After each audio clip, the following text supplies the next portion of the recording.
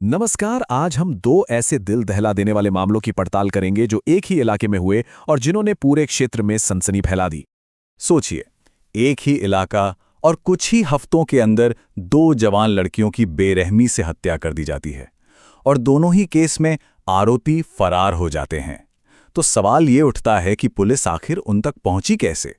चलिए इसी की पड़ताल करते हैं। पहला मामला है 22 साल की एक कॉलेज स्टूडेंट यशस्वी शिंदे का।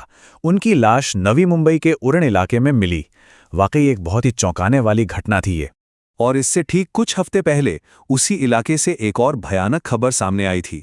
रायगढ़ के एक लॉज में एक 21 साल की महिला की बेरहमी से हत्या कर दी गई थी।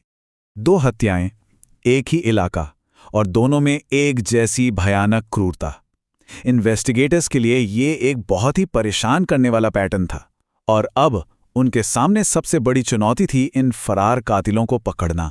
ठीक है, तो चलिए पहले केस से शुरू करते हैं, यशस्वी शिंदे के मामले से।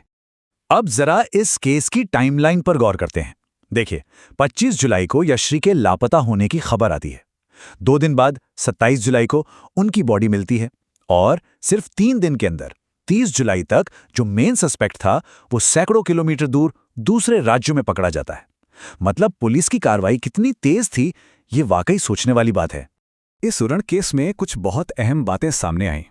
विक्टिम यशस्वी शिंदे और आरोपी दाऊद शेख ये एक दूसरे को जानते थे और ये जानना भी जरूरी है कि यशस्वी के परिवार ने पहले भी इसी आरोपी के खिलाफ पॉक्सो एक्ट के तहत, यानी जो यौन अपराधों से बच्चों के संरक्षण का कानून है, उसके तहत केस दर्ज करवाया था।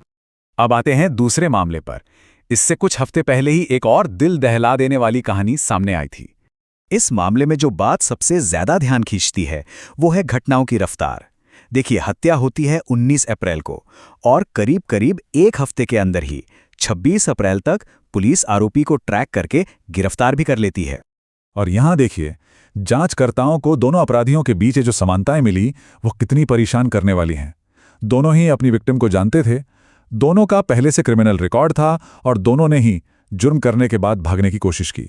तो यहां सबसे बड़ा सवाल उठता है कि पुलिस ने इन दोनों सस्पेक्ट्स को उनके भाग जाने के बाद आखिर ढूंढा कैसे? क्या थी उनकी स्ट्रैटेजी?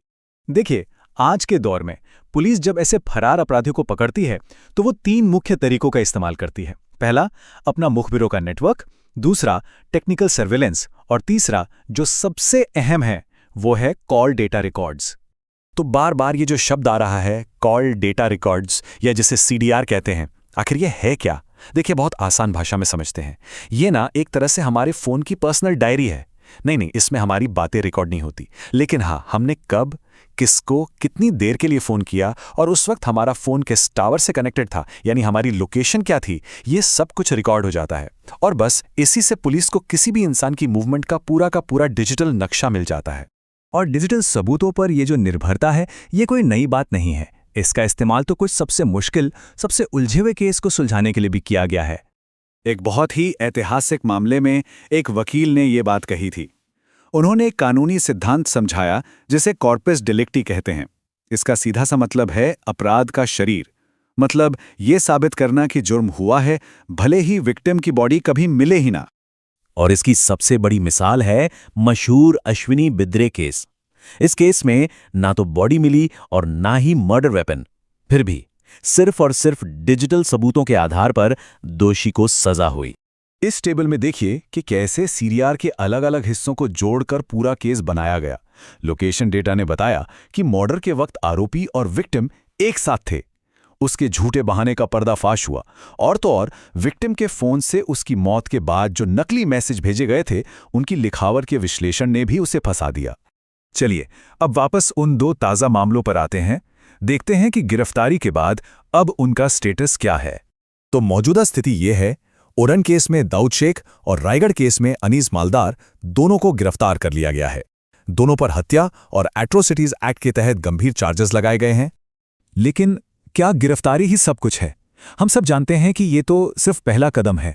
इसके बाद शुरू होता है न्याय का एक लंबा और अक्सर बहुत उलझा हुआ रास्ता। तो ये मामले हमें इस सवाल पर लाकर छोड़ देते हैं कि एक सफल जांच के बाद भी इंसाफ का असली सफर असल में कैसा दिखता है और इन परिवारों को वो इंसाफ मिलने में आखिर कितना वक्त लगेगा।